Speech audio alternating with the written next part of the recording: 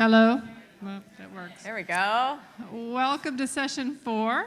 We are the sessions for the campus and student sustainability programs. So I would like to encourage people to maybe move down a little bit here. We have a very large auditorium and a small group of people, so maybe fill in down here in this area would make it a little more intimate and easier for the speakers to make eye contact, and most of us probably know what it's like to speak in front of a group.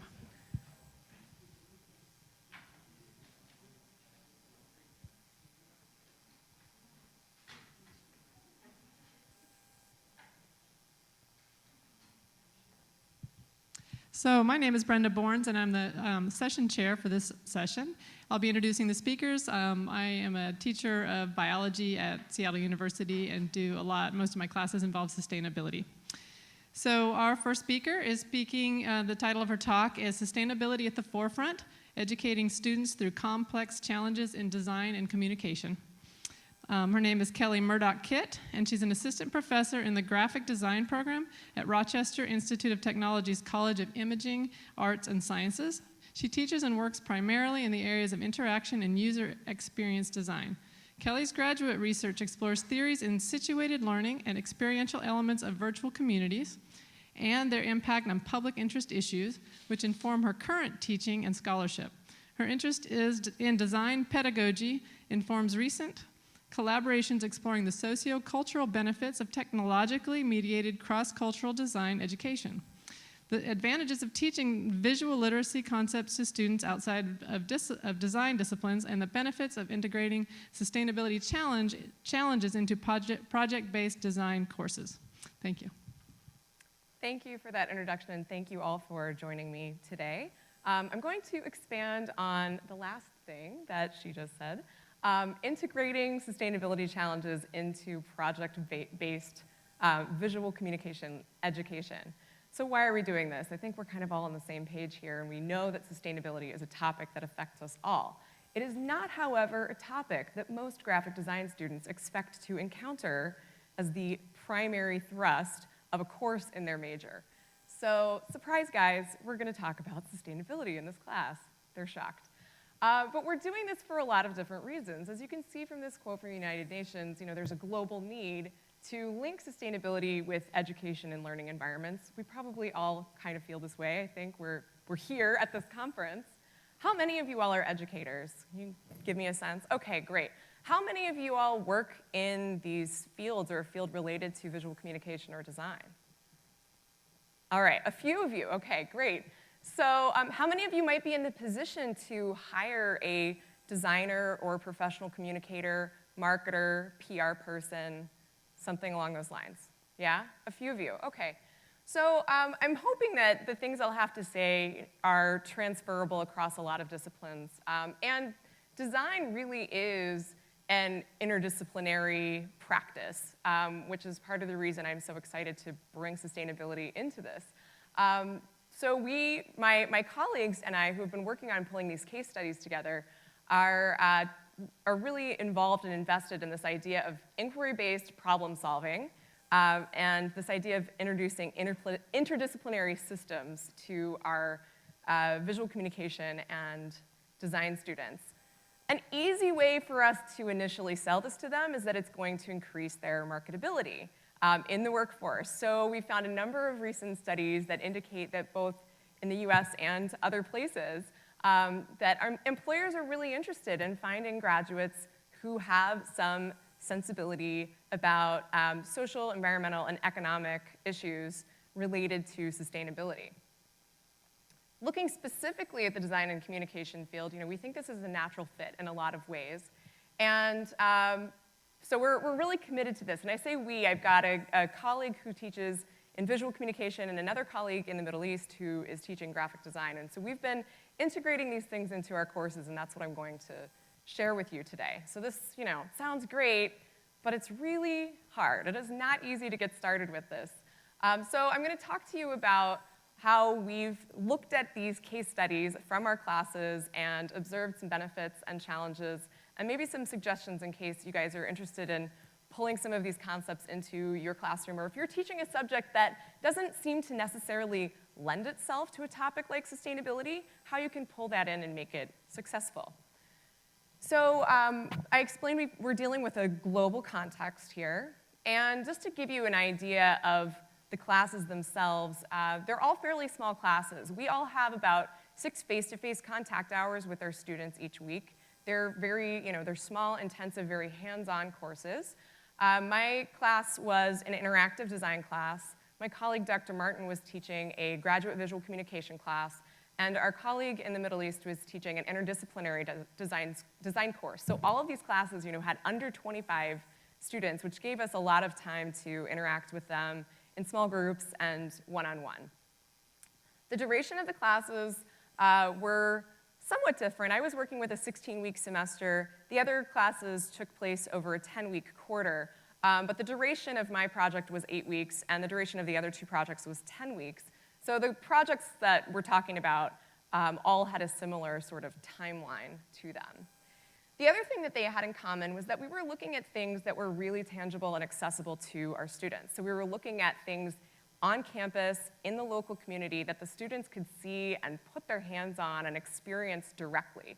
So we were not talking about the potability of drinking water in a country the students had never heard of and couldn't pick out on a map. We were having them actually interact with things that were in their immediate environment, and a lot of things that they had overlooked and never really considered before. So for me in my class, one of my particular goals for my students is to learn about sustainability through a particular approach to design, which involves exploratory, generative, and evaluative approaches to audience research. So what that means is that they're engaging with and interacting with their various audiences in different ways. And I've heard a couple times already at this conference, at Dr. Just's workshop yesterday, and from our presenters on stage today, this idea that we're not just talking to us. We're not just talking to one sort of similar group of people. We have to learn how to speak the language and talk to lots of different types of people and connect with them on different levels. And so this is really critical for students who are working in communication fields, is getting into the minds, emotions, and contexts of the people that they're communicating with, especially about really sensitive and complex topics like this. There's not really a one-size-fits-all approach. So the other key factor in my class was for my students to develop what's called a service ecology. Well, yeah, it's got that word ecology in it, but really, from a design perspective, it means that you're thinking about the system that you're designing from a holistic perspective. So the students aren't just making a logo or making a poster, but they're actually thinking about how something that they might design would have a ripple effect and connect with multiple actors and points within a much larger and sophisticated system. In Dr. Martin's class, they were actually concerned with measuring energy readings and distributing actual design deliverables in different residence buildings across 2 different campuses. So they had buildings where they had done research, they interacted with their audiences, and they created these different design interventions to try to change energy consumption in these buildings. So they had places where they installed their designs, and then they had some controls that did not have the pieces installed in them. And they were actually measuring the readings over a period of time, so before, during, and after the installation of the designs. This is a pretty complicated project to take on in 10 weeks. But they're graduate students, they can handle it. So Danielle Emmons' class, her interdisciplinary class, was really looking at this idea of how interdisciplinary collaboration could broach the topic of sustainability. And they were really getting out into their local community with the end goal of having an event that brought people together to see and interact with the students' projects. To show you a few things that the students actually worked on, this is an example of a service map. I realize it's really hard to read, probably from where you're sitting, but just to give you a sense of what my students were working on in terms of thinking through their design approaches. This was for a project that one of my student teams created called Save Richie, which was a mobile game to inspire students on campus to engage in sustainable behaviors. And so in coming up with this concept, they were thinking about all of the different actors and points within this larger system, and so how the game would actually function and then perpetuate itself by having first-year students who are engaged in the game, then recruiting other students who come to campus later, and have the game sort of evolve over time. And it's not just the students who are involved, but there's a back-end component of people managing the game, and there are different points on campus that are involved in providing content and goals within the game. So to show you a couple screens from their prototypes included a website as well as this handheld mobile game. And one of the cool features about this is that, it's not visible on these screens, but if you're interested, I can show you later. They actually were showing students, as they participated in the game, what their impacts would actually be by engaging in these particular behaviors over time. So some of these things are really tangible and obvious, like recycling, but some of them are a little less obvious to students. So instead of throwing out your usable goods at the end of the semester, donating them to Goodwill, or consigning them, or finding another place to make use of them. So it would actually show the players how their actions over time would impact things like energy consumption, water consumption, and basically their sort of their paw print, if you will, because this is our mascot, Richie the tiger. They've done a little graphic interpretation of him, and as you play the game, not only are you earning points, seeing your impacts, and earning these little badges that go with each of the challenges, but you also unlock different accessories for Richie the tiger. So they tested these prototypes with different groups of students, as well as faculty and staff, and the Richie feature was quite compelling. So here are a couple examples from Dr. Martin's graduate class. This is the class that was installing these designs in the residence halls. So this included stickers, which would go, people were putting these on the backs of their laptops. They had some smaller ones that would actually go on the power plug to remind people to unplug. They had a series of glow-in-the-dark posters, so this poster would actually be completely black until you turned off the lights. And then they ran into a little censorship snag when they produced these light switch covers, which you guys know how light switches in the United States work and where the light switch would ultimately be placed here. So, so ultimately what happened, the students thought this was hilarious. They loved it. And the university was not so into it. So, so this actually became more desirable to students because it was forbidden. And there's actually like an underground channel that is distributing these still on campus. So you can still get the censored light switch covers. In Daniil's class in the Middle East, students were also interested in this concept of vampire power. So how to actually get people to engage and be more aware of electronic devices on a regular basis. So the students proposing actually an app that works with your devices, connects to your power strip, lets you know through your phone which things can be unplugged, which things are still charging, and which things are just drawing energy worthlessly. She also had some students who were really interested in the idea of home gardening. Obviously, most of the produce that's available in the Middle East is imported, and so this student was really inspired to create an ebook to engage children in the idea of how to create a garden at home. And the ultimate conclusion of her class was a display of all of the ebooks that the students had made. So they had this big public exhibition, and everyone came in and interacted with all of the ebooks. So some of the benefits of projects like these is that students, as I mentioned earlier, found that this experience was really interesting to employers. When they would go on job and internship interviews, these are the projects that people wanted to hear about. And we were all very heartened to hear this because we're like, hey, not only, if the students don't directly buy into this, this is one way we can kind of get their attention and say, hey, employers want to hear about this really interesting, cool, creative, socially aware project that you did. So that's one way that it became, quickly interesting and relevant to them. In Dr. Martin's class, they actually saw positive results from the energy readings. So when they were taking the measurements based on their specific light switches and posters, they saw some positive impacts of those. And in the Middle East, they were looking at this idea of using something like an ebook as an alternate format and how that type of material could be disseminated much more quickly and with less impact on resources. So in terms of our overall course outcomes, we all saw that the students really boosted their confidence levels, their attitudes toward learning.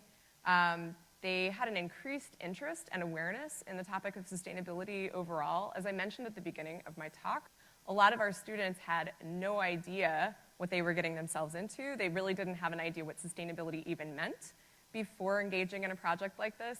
And through the process of hands-on learning, and basically, they have to scrub in and do the research in order to actually have a successful and meaningful product at the end of this project, they end up really becoming engaged and immersed in this topic. So continued benefits, that the students are also really connecting to their communities through these, and again, that's through the process of research and through the process of taking their designs out there and actually seeing how people interact and engage with them. And I think that, the goals here are, the employment factor is an easy sell with the students, but for us, we're really seeing this as a way to prepare students for 21st century challenges.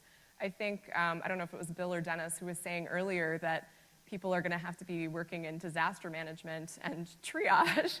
I hope that's not the case, but we have a lot of really scary stuff potentially coming down the pike, and so all of the three of us, as design educators, see this as a necessity that we introduce these complex topics to students at an early stage in their education so that they can start wrapping their minds around these things. Because how are they going to be able to deal with them when they get out into the working world if we don't actually start letting them know what's coming down?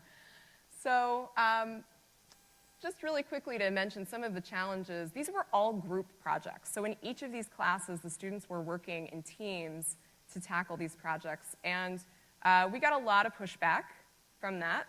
Students don't like to work together in groups, at least at first. A lot of them warm up to it, but I would be lying if I told you that it was like perfect group dynamics the whole time.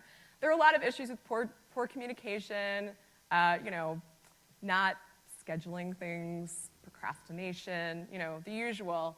But I think the sooner students learn to become team players, the more dynamic they're going to be, not only in the workplace, but also being able to tackle topics like this. This is not something that an individual is going to be able to solve. We really need to be able to team up together.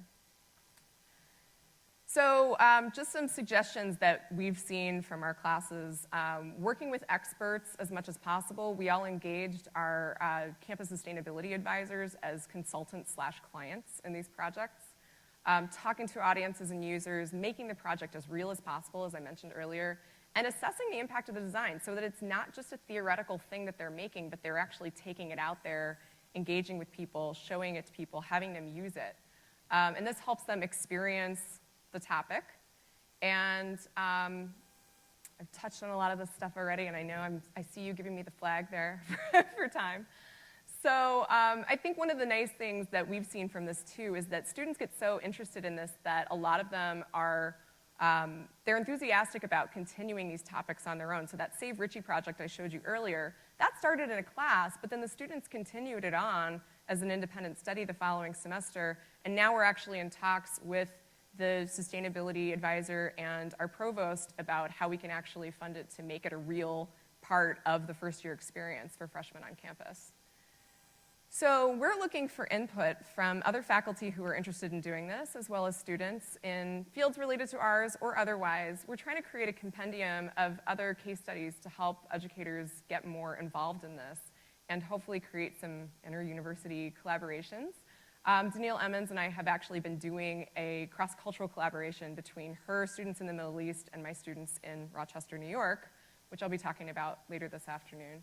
And we're all looking at establishing some sort of online resource and collaboration hub. So I'd love to hear what you guys are doing and if you have ideas and suggestions and to have some sort of ongoing discussion. So if you're interested, here is all of our contact information. I'm the one on the top. The other two would welcome, questions or comments from you. I'm sorry that they couldn't be here today. But thank you very much for your time and attention. I really appreciate it.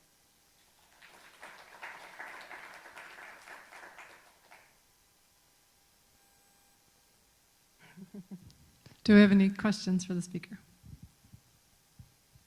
Don't all rush me at once. Yes? Yeah, I can hear you. Yes?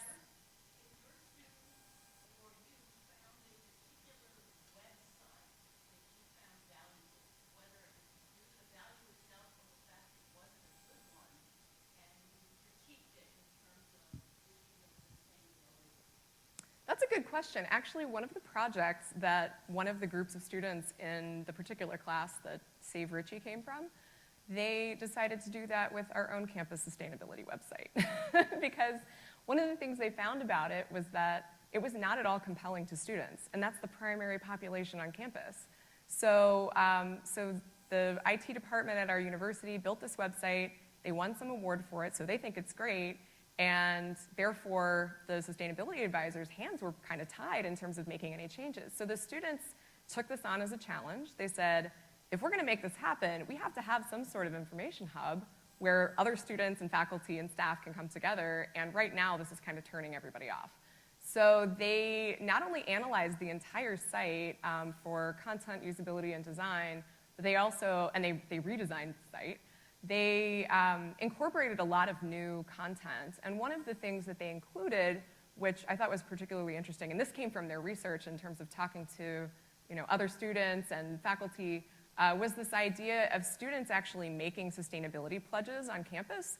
So they would take selfies of themselves doing something, engaging in some kind of sustainable behavior on campus, and then these would be posted to the site. So creating this sort of photo campaign that became the new, or would become the new front page of the site. So then the real challenge is then how do we get the IT folks to adopt the new design? So the students went out and they did what's called A/B testing, where they took the existing site and they took their prototype and they would show them to users and have them try to complete a task and ask them basic questions about it. And hands down, everyone gravitated to the new site. So this actually gives our sustainability advisor a lot of good ammunition in terms of why, and how to advocate for a redesign of a site that would be a lot more engaging to students. So they were looking at it from like all different angles, and the information aspect of it was actually one of the pieces that they felt was the most challenging, not only because there was information they felt was missing, but the information that was there was not very accessible. So, yeah. And I'd be happy to show you what they did too if you want to see later. Yeah. Yes? Hi. So this is a really interesting project. Thank you. So problem that has been struggling with our university is how to engage faculty and students from fields like design and maybe not obvious sustainability. Right. But they're interested, but they say, well, I don't understand enough about the science of this. I don't feel like I can fit in my class in a meaningful way. The students that I haven't had access to that since 8th grade. Right. So how do you guys overcome that? So I think one of the ways that we all dealt with that, because we're designers as well. I don't have a master's in environmental science or a PhD in biology, so it's not my field. So I think that's actually one of the benefits is saying like, I can be interested and I can have a voice for this topic, even though I'm not a quote unquote scientific expert. So to, ensure validity of the information the students were working with and to make sure that they had all the right facts, we all engaged various experts. So I think I mentioned earlier that our sustainability advisor played a huge role in this class, and she has in subsequent classes of mine. And we also take the students out on field trips, and we get them involved. Last semester, I'll talk about this project later this afternoon, but I was taking students to our wastewater treatment plant, and they're telling me, like, I never thought I would do this in a senior graphic design elective, but I think it's really vital to, connect the students with all these things and say, like, hey, this is not abstract. I'm not just, I think one of the typical approaches in design and visual communication is, we're just gonna give you a content dump, and you take that and make it pretty, and that's your job. And my colleagues and I all believe that our field is undergoing a paradigm shift where we have to take great responsibility, because what we're doing is not just making something pretty. We are actually helping to shape the way people think and act and inform culture. So maybe it's the culture within a corporation, maybe it's within a society, maybe it's just between a small group of people, but the way that these students are learning to make and shape messages really does have a major impact. And so, so not only taking responsibility for the content, making sure that it actually is coming from a valid source, and making them feel like there are lower barriers to accessing, you know, real information, real experts, and that all of this stuff is available to them within their community if they just, you know, learn how to reach out and find it. So, yes? So it's a great project, and it's neat that it was presented in this way, because obviously the design side and marketers and advertising and architects and others are so helpful in the issues that we're dealing with. I mean, they're so hand in glove with many of the big forces that we talked about earlier. Yeah. So I want to ask a real specific individual question. Sure. What was the professional benefit to you to do this project? Because when we're trying to engage on our campus after we work on sustainability initiatives, and I heard some very engaged learning sort of concepts, there's so many academic structures that are often in their way. They're in a hurry with their research agenda, they're in a hurry in tenure, they're in a hurry to get home to their kids, whatever it is. Right. Is the priorities. So how did you align this effort with your professional and academic priorities? So I think, I mean, if you read my plan of work that my chair has somewhere in his desk drawer, you would see that actually a lot of the things that I talked about in this presentation are pretty closely tied. And in the introduction, she was talking about how my graduate research is actually looking at how we can use things like design and, you know, digital media, social tools, virtual networks, and how that impacts civic engagement. So this is very closely tied to work that I've been doing for a long time. So, and I feel like I've just been fortunate to find other colleagues who had similar values so that we could look at this together. So we all approached these classes individually, and then found that we were doing the same thing and thought, well, gee, there's never really been an instance where somebody steps back and looks at a number of these and assesses the, you know, strengths and weaknesses. So that's what we were trying to start doing with this. But yeah, I mean, it is really connected to what I'm doing. And in the field of design, the idea of research and scholarship is very nascent, and so it's sort of advantageous for us because we can kind of do whatever we want at this point. You know, it's sort of nice. It's like, hey, I have this interest, and how can I pursue this in such a way that, you know, I can do something that's, I think, both interesting and meaningful. So does that answer your question?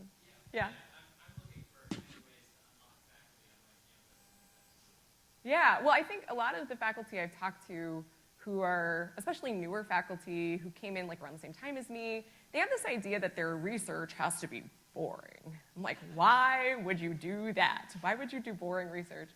So for me, you know, finding something that I'm really passionate about, that I can bring into the classroom and that I can continue to pursue as an academic, I think is, you know, incredibly stimulating. And it was really just driven by me and my personal interests, honestly. Like, I've had people who've been supportive along the way, but yeah. Okay, can we thank Dr. Murdoch-Kitt? Thank The you. next speaker up.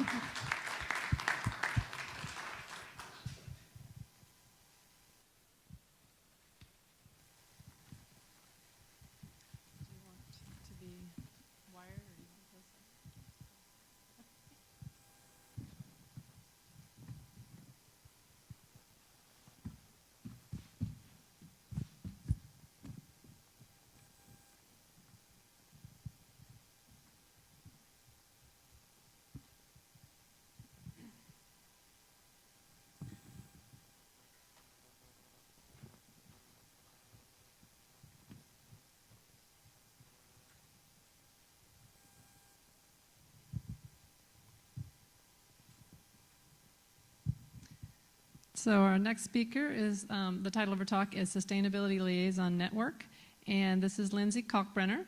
And She's the director of Santa Clara University's Center for Sustainability. She was hired as SCU's first sustainability coordinator in 2006, and she fosters collaboration among campus stakeholders, develops a culture of sustainability among the university community, and has built the Center for Sustainability around an internship program designed to provide students with opportunities to develop experience as change agents for sustainability.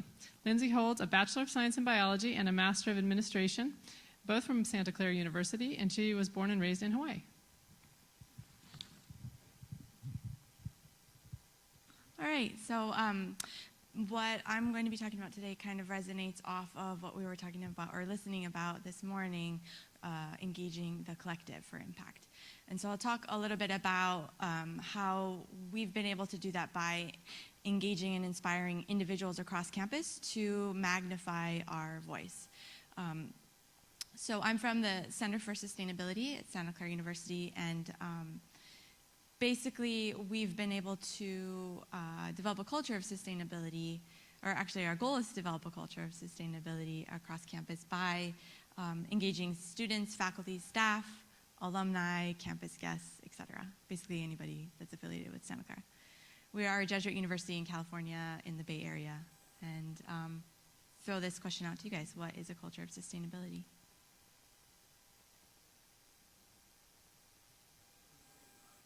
One of your values, yeah? Thank you. So I like Everett Rogers' diffusion of innovation. So we just substitute the innovation for the word sustainability. When it's routine, it's incorporated into what we do as an organization or as an individual. It's just what we do every day. So I love seeing Seattle University's compost bins, for example, because now when people go elsewhere and they don't see a compost bin, they're surprised, right? But before that, it wasn't necessarily a normal thing to do. So things like that are what represents a culture of sustainability for us. Although we don't necessarily know what that looks like in the future, other than that it's probably really good and we want to get there, we can come up with tangible things like recycling or energy conservation that help us kind of visualize what that would look like. So our approach to developing this sustainability liaison network is based on the innovation diffusion theory. So we've all seen the bell curve before, and we all talk about our innovators and early adopters. Early on in my job, I realized that I shouldn't even waste my time with the laggards, who are often very vocal and against some of the things that we represent or work for. Once I realized that it wasn't worth my energy to focus on them, that it was really important to focus on the early adopters and the early majority, they would help me do the work of convincing the rest of the majority, which would eventually convince the laggards, or they'd quiet down. So the idea is that there's, for innovation diffusion, if you think of technology, like a cell phone or, smartphones are usually a good example. They are tried out by an early few who are eager to accept the risk that maybe smartphones, everybody pretty much uses them now, right? So that would be an example of something that's diffused across the culture. But in the beginning, it takes someone who can tolerate some risk, can tolerate the unknown. They'll do some information gathering on their own at first, but they have a peer group of folks who kind of watch them out of the corner of their eye, like, all right, how's that working out for you? Is it worth my time to try to work on it or to adopt it? So the idea of the chasm, this is Moore's idea, is that once you can get across that, the red line, that chasm, the slope of the curve increases, exponentially. So that's basically the number of people who have adopted that innovation. So if you can get across that chasm, you're good to go. At least people will help you move forward. So the idea of our liaison network is to help our early adopters and early majority understand that sustainable behavior, sustainable living, incorporating sustainability into your job on campus is not risky, right? It's something that's okay, it's mainstream, you'll be fine. So we need to show them that it's going to leave them better off than it was before, that it's pretty compatible with their beliefs and values and their needs. It's not that difficult, or if it is, we'll help break it down for you so that it can be understandable. That, we'll help you try it a few more times before you actually commit to this. And you can see here some case studies of things that have worked and have been successful. So our job is to provide that reference point and support base, and then we tie it into our campus culture. So because we're a Jesuit, we'll tie that into our mission and help them understand how they can jump on board and then help us lead the way forward. So the first step was to find and engage our individuals, and we had done this for a few years without calling it the liaison network. We had worked with student organizations so that, I mean, as you all know, there's a proliferation of student organizations, especially in Jesuit universities, that are focused on social justice. But a lot of them weren't really thinking that they were supporting sustainability. There was a couple environmental groups, but they weren't talking to each other, and they'd have competing events and basically self-cannibalize their membership, right? So we were trying to get them to work together and say, well, couldn't you host this event together? I mean, one group is, for example, the scuba club was going to do a dive in April, and the Oceans Club wanted to do a beach cleanup. I was like, why don't you carpool to Monterey and then, hang out together and have lunch, and then you can talk about the things you saw underwater and things you saw on land. So the idea was that kind of came first. And then we basically expanded from student clubs to our CFs. They're basically RAs. We use community facilitator for the residence halls. Our employees have another cohort, and off-campus students. This year we're adding faculty and social media representatives. So the employees was interesting. We called it workplace sustainability liaisons, thinking that all employees would be interested. I know that staff and faculty are different, but I didn't expect them to self-segregate. So we had overwhelming staff interest in the workplace liaison program. 0 faculty were interested. So we're changing that this year. We have one just for faculty, and guess what? We're going to feed them lunch, and it's not a job.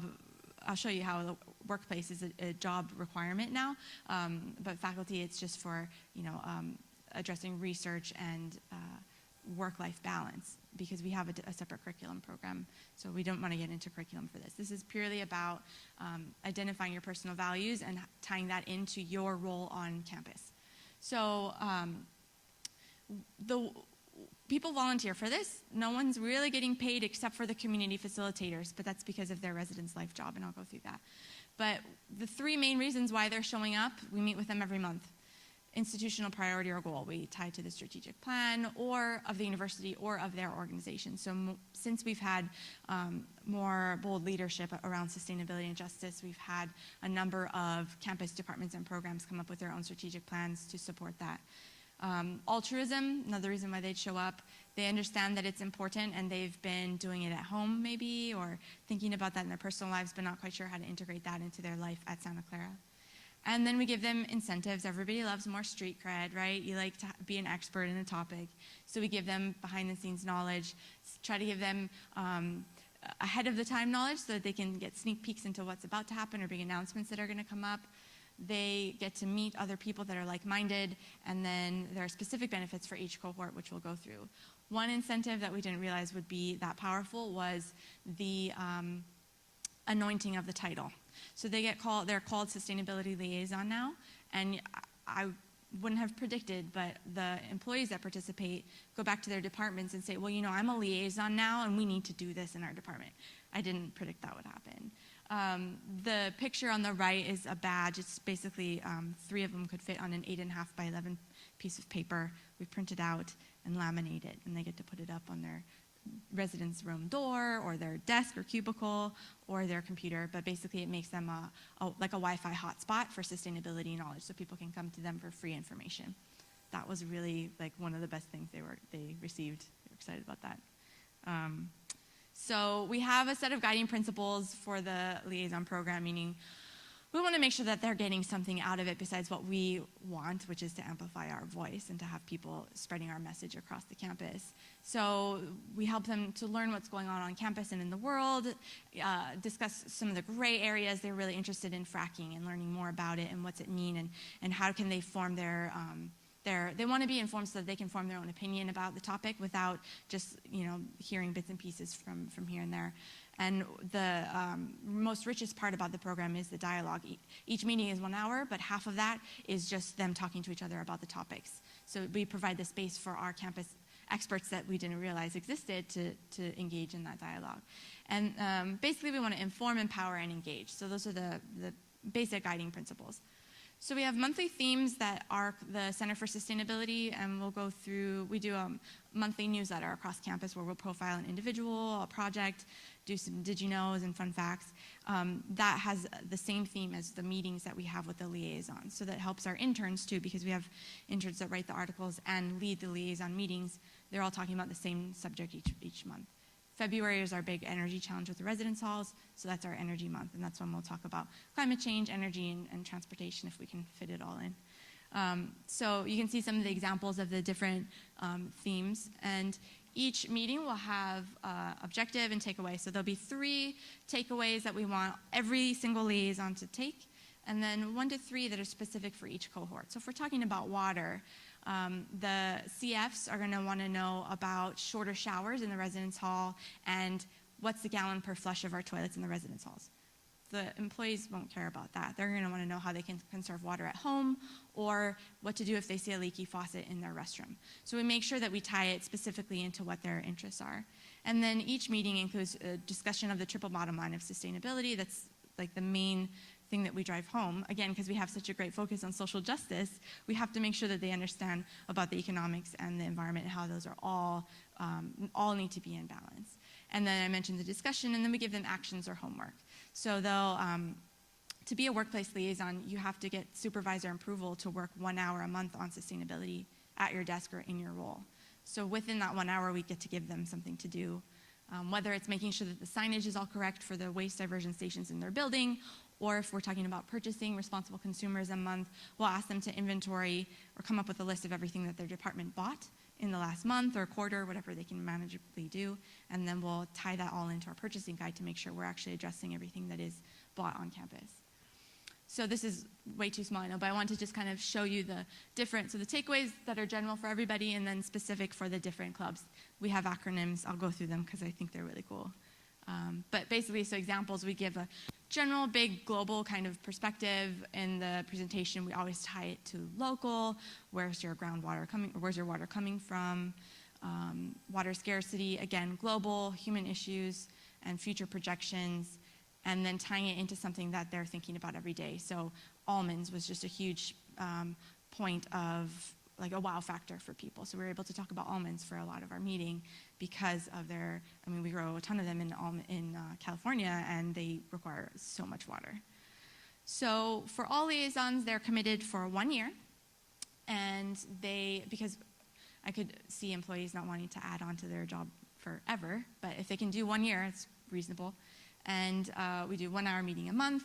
They're supposed to encourage their peers to do sustainable behavior change and then give us feedback. The other thing we ask them to do is help us bust myths that are going around on campus. So we'll give them the right knowledge and ask them to go out and disseminate. What they get out of it, they get swag. So last year we gave them eco trays, which are our reusable containers that people can take their food to go from the dining halls. We gave them Chico bags, like small reusable grocery bags. T-shirts, it depends on the year, but they'll get something that they can show off with. That badge, which is overwhelmingly popular. Extra support and resources from us. They pop in our office all the time now that they're one of us. Opportunities to learn. We do an awards every spring, so they're automatically eligible for that. That's just a piece of paper and a handshake, but it's so fun being at that event. I have pictures of that later. Resume building for the students and actually for the employees, because some of them are looking to move up either in their role or in a different role in the university, and they believe that having expertise in sustainability and networking across campus with other employees is going to help them do that. And then finding kindred spirits. So a lot of our workplace liaisons in the first year's evaluation said, I had no idea there were others across campus who were interested in this, and I would have not normally encountered them, so thank you for providing that space. So that was really cool. Scoops, students collaborating and organizing opportunities and projects for sustainability. The intern who came up with that name really just wanted to serve ice cream at every meeting. So their snacks are always scoopable, but this is the student organization leaders program. So they work together on our Think Outside the Bottle campaign, which we're still working on, but that has to be student-led, and they're the students to do that. So we make sure we're meeting with them and giving them information that they need to keep on progressing. the CF sustainability liaisons. Everything's pretty much the same, except this is part of their responsibility. So each CF in our residence halls has a liaison position across campus. That's how we got the idea for the liaison. They'll work with diversity or health and wellness or dining services and do those meetings once a month. We got one for sustainability 2 years ago, and now it's the most popular liaison position. Oh, 1 minute, okay.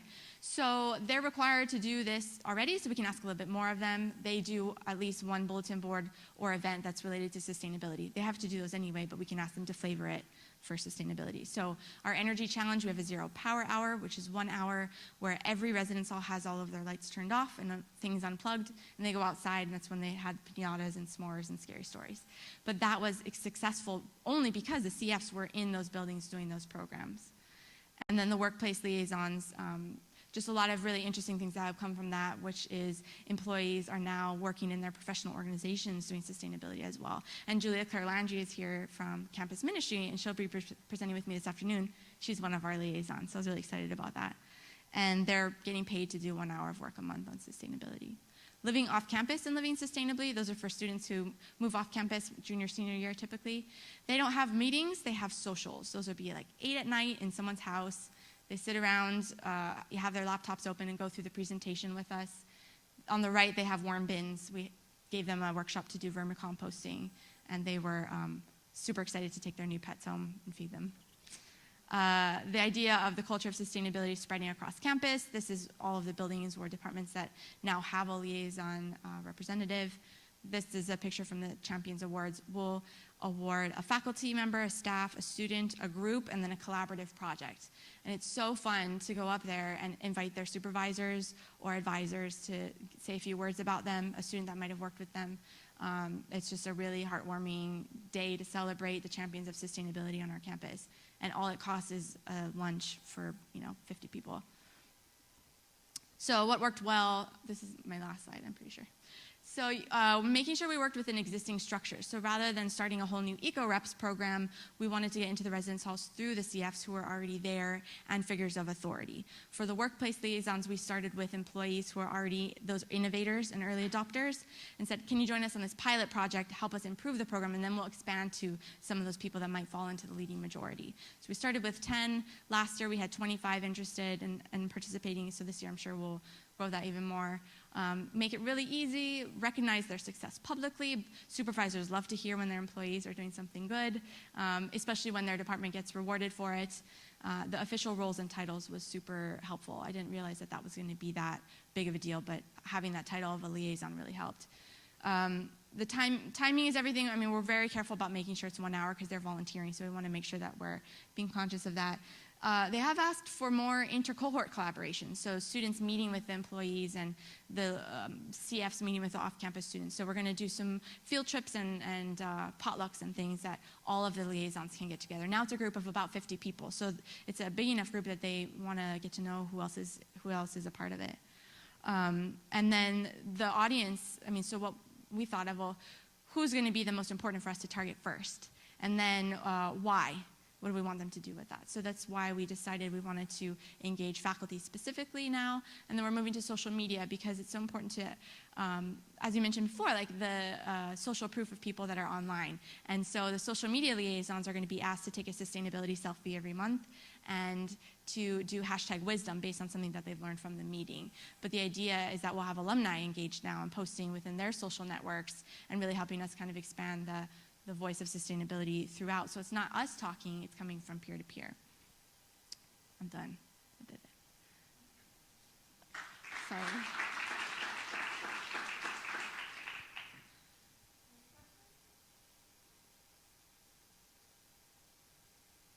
Back there, Wilson. Oh, no question.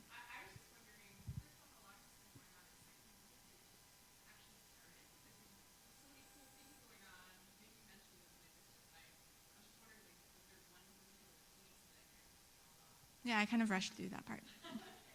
So the, let's see, the Scoops program for student clubs, that was started in 2009. And I was inspired by Dee Dee DeLongpre Johnson while she was still at University of Florida because they had 1 million student organizations doing 1 million different things. So we borrowed their model and called it the Student Sustainability Convergence. And that worked for a little bit, but I wanted us to just facilitate their meetings and then the students to really run it. That didn't work. They're already running their own meetings, right? We can't make them do something else. So that kind of ebbed and flowed for a few years. And then about the same time, in like 2010, we were working in the residence halls, and we're trying to get students to volunteer, but they weren't authority figures in their residence halls. So that kind of petered out. And then, I think it was 2011 or 2012, I was at ASHE and heard about NYU's Sustainability Ambassador Program, and that is employees that work 1 hour a week with supervisor approval. I was like, oh, I like that, I'm gonna try to do that. So we started that with the 10 and at the same time we were doing the CF liaison program because they were called liaisons, that's how we got the idea. So we started CF Sustainability Liaisons officially, and then Workplace Liaisons started January of that year.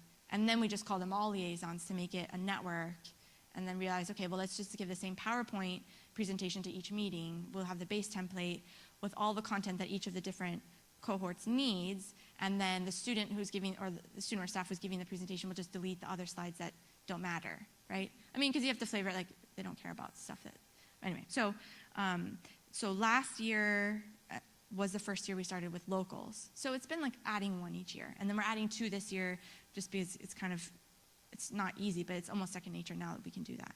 Behind the scenes, there's myself and then Kara, who's our sustainability coordinator. Her job is student engagement and communications. So she does most of those meetings. I do the workplace and I'll do the faculty. But the students lead the meetings. We have student interns that do all of that. Except for workplace, we started that with me leading it, so it was peer-to-peer, but then our other intern took off, and boy, when we got about to the food conversation, she was so enraged by GMOs that she led the discussion the whole time, and they loved it. It was a really good discussion. Anyway, does that answer your question? It took a while to build up. Yeah. Conquer the world. No. No, I think that what we decided to do is figure out who we're not reaching. We've tried to have a liaison network just for athletes, and they're so busy that the athletics staff said we couldn't do that. But we're able to present to each athletics team in their orientation this fall, so we're going to sneak in and try to get them on the side. But faculty and then social media are the new ones we're working on this year. But I think the goal is to help people understand that it's okay to do sustainability in your role, and that it's needed, because we need everybody's perspectives to contribute. And I mean, especially with Julia Claire and campus ministry, I know about sustainability and campus sustainability, and I know about behavior change, but I don't really know how to tie that into the core of our campus ministry goals. She does, so we can work together on doing that. For athletics and recreation, I mean, I don't interact with our campus recreation facilities users, but our director of recreation does. So she knows what they're interested in, and we can target all of our signs and posters and outreach to those athletic staff and the athletics users through that language, like we're listening about this morning, right? Framing the message in the way that the audience is going to want to receive it, and that's best done by the people that are in those communities. So the idea is that we can empower those individuals to own sustainability, and then to work with their social networks, whether that's virtually or in real life, to integrate those ideas. So we have the culture of sustainability on our campus, but knowing that nothing that we do is on our campus alone, and nor should it be, right? So the idea is that you have all these people anointed to be sustainability leaders going out into their communities, students that graduate going out into their workplaces, and hopefully, cliche, but making the world a better place because they've been given that responsibility. Trying to do prevent cognitive dissonance. So if you pledge that you won't use a plastic bag, you better not be seen with one later because you feel really bad about it. That's kind of the idea. There's 2 in the back. Yeah.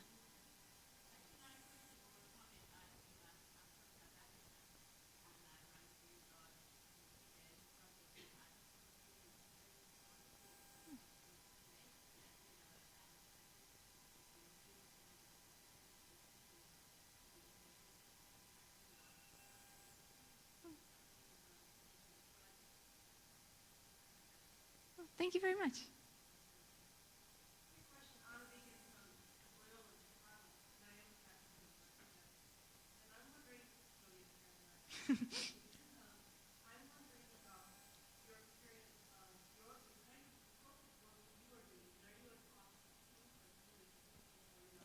there's 3, but the other one's a garden manager. But finish what you're saying, then I think I have an answer.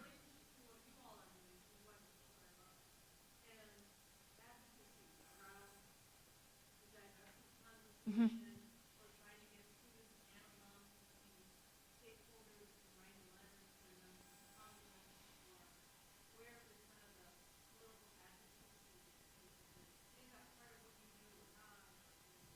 That's a great question. It's a fine line that we walk. We have an active student-led divestment campaign, besides, or I think outside the bottle campaign, et cetera. We're not the Center for Sustainability is not an activist on campus, but we are an information center and a educational institution. So we work with the students who are the activists to make sure that they have what they need and that they get connected to who they need to get connected to. But it's been it's been an interesting challenge because, Center for Sustainability has political capital that we need to reserve for some things, and the reporting structure works in ways where you need to make sure you keep allies rather than, in some ways when activism works, you don't keep allies. So there's a fine line that we walk, but we're mostly seeing as a hub for sharing best practices from other campuses and connecting resources within the campus as well. So if there are faculty that are working on divestment, we'll connect them with the students that are, for sure, and make sure they know all the resources that they can have. But it needs to be student-led. All big campaigns on our campus need to be student-led because they need to have that buy-in and that support from the people who are going to be, if they're paying an extra fee or if they're not using bottled water. Yeah. Okay.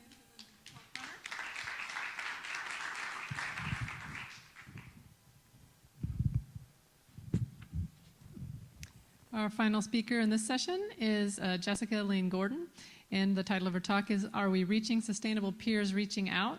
An exploration of the subjective student experience in a University of Missouri Sustainability Peer Education Program.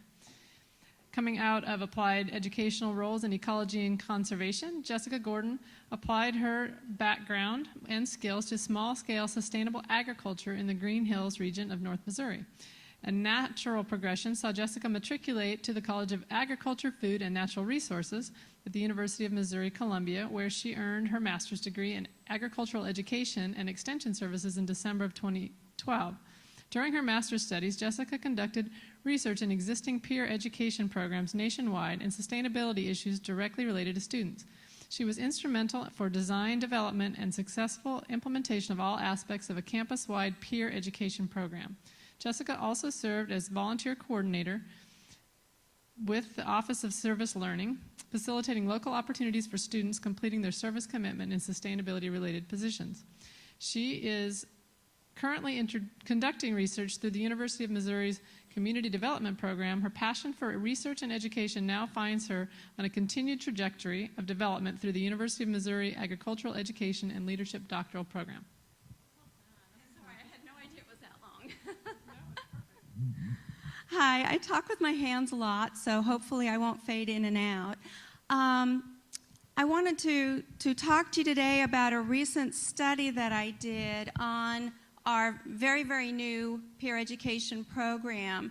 I think Lindsey used the term Eco-Rep program, and I will use that term throughout. Okay, these programs are more and more situated in higher education to create a culture of sustainability on campus. Most of them are informed by behavioral psychology and community-based social marketing. Their goals are to decrease water and energy consumption on campus and increase gross recyclables. Our program is called SPROUT. We're acronym happy too. It stands for Sustainable Peers Reaching Out. And I had some thoughts. It was originally structured for the students to learn PowerPoint presentations and then go around and give those to other students. That didn't excite me. And I also, you've probably heard about the knowledge behavior gap. I didn't think that information alone was going to be impactful on campus. It also had a very heavy emphasis on environment, and therefore it wasn't addressing any of the social, economic, and political issues of sustainability. I also thought our program was not housed in the Sustainability Center or Res Life. It was through the Department of Student Life, and the Department of Student Life has different goals. And I also thought about what these students are going to need for their future. And I combined this with feedback from the students. Every now and then at one of our meetings, a discussion would start and the students would be so engaged and animated. And of course, I let the discussion roll. I decided I would purposefully introduce more discussions into the meetings, and I really wanted to research what kind of theoretical underpinning can explain what these students are getting out of these discussions. I also wanted to look at critical thinking skills that the students were using. What benefits did they see to discussing these issues, to the larger issues of sustainability, and what kind of interpersonal skills development did these students see? So this was a qualitative grounded theory study. It involved one discussion observation and 2 purposefully selected interview participants. The discussion observation had 14 members that had self-selected to come that evening. It had a discussion facilitator. I had given them 2 readings prior to the discussion, and we used 2 short videos to prompt discussion. I transcribed everything, and I followed Charmez's coding theory of open, axial, and selective coding. And the other thing that Charmez does or talks about is that a lot of times in qualitative research, the researcher is asked to bracket, in other words, to set aside their knowledge and their familiarity with the topic and the participants. Charmez talks about using that as a point of departure for your analysis, and that's exactly what I did. The discussion observation findings showed a really strong sense of community, and I would go beyond sense of community to say that they would actually just really enjoy each other. They obviously enjoyed being around each other and being able to talk about these things. They were using some critical thinking skills. One of the videos in particular, they went from, oh, it's really simple and straightforward and to the point, to later analyzing it to the extent that they said, the images are giving one message and the narrative is giving another. They were starting to reflect on some of their assumptions, and they were starting to reflect on information bias. Some exhibited a lot of confusion. I've recently been looking into metacognition and William Perry's student development theory, and learning to hold multiple perspectives in their brain is part of the evolution in the college experience. And this student beautifully demonstrates that she's really struggling with 2 different concepts at the same time. And so this is a great opportunity to help students learn to do this and start to think through that process. My group wanted resolution. And at Craig Just's talk yesterday morning or afternoon, I specifically asked, how do you wrap up after these discussions? And he says, they want a right or wrong answer. And there's times there is none. And so what they decided was that they needed to check their sources of information, find corroborating information, look for research bias, what was the funding for the research and things like that. But there was one incident I really want to bring to your attention. This particular student, this was her 2nd meeting, so she didn't have quite the rapport with the rest of the students. And when she said this, the only thing her tone was what I would call condescending and snide, okay? And after she came out with a statement, there was a full 15 seconds of absolute silence, after which the discussion facilitator said, is there anything else? And there were some murmurs, and the rest of the discussion picked up as if she'd never spoken. Before I go on, I want to draw your attention especially to those last 3 words where she said, "I feel attacked." This is going to be a big deal. I don't know if you noticed on my slide, my initial introduction, I'm in the Department of Ag Education and Leadership.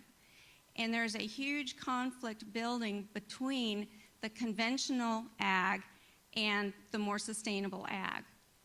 And it's going to take place in the Midwest. I'm ideally suited to be right in the middle of it.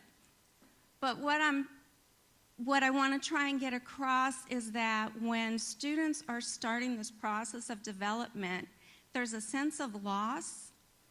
Margaret Wheatley talks about how chaos comes before a new order. And so when they're having to delve in and actually reconsider some of their long-held assumptions, they get defensive and they put up barriers. And this student really exhibited that. I had a long talk with her after. I also looked at Brookfield and Preskel's Discussion as a Way of Teaching. Does anybody have that book? Oh my gosh, it's awesome. It really is. It's absolutely awesome. And this student really showed autonomy. And autonomy is great for discussion because if every point of view is held equally valid, then discussion can fall completely flat. But autonomy needs to be moderated by some humility. And so that's where this student failed to get her point across or make that connection. The rest of the group failed to show her hospitality, mutuality, mindfulness, any of the other aspects. So what could have been a really good opportunity for these students to start to practice engaging with alternate viewpoints and actually experiencing the fact that, there might be some validity there, that was an opportunity that was lost. I'll go on to the interviews.